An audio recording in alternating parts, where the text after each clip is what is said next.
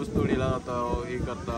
आता इथं काय मुंबईला पण तुम्ही असता काय? हा, मुंबईला फुलं गिला विकण्याची कामं करता. 1-2 महिनेच राहता नंतर इकडे येतात. तर इथं येऊन आम्हाला गावाल्याचा त्रास ही व्हायला लागला. ती गावाल्याचे काहीतरी करा. सरकारला तुमची काय मागणी? आम्हाला सरकारला आम्ही काय म्हणतो, आम्हाला काय नको, फक्त आम्हाला कसून खायला द्या जमीन. बाकीचं उद्योगाचं काही येते का डोक्यामध्ये? येतंय ना.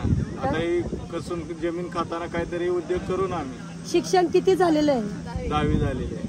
10वी झालं तर तुम्हाला माहित असेल बिझनेस काय, व्यापार काय, कामं कशी केली पाहिजे.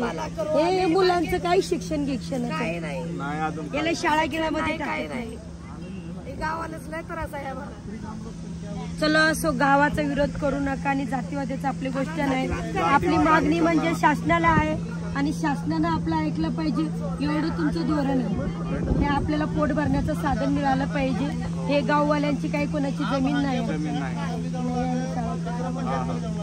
आम्ही शाळाची काळजी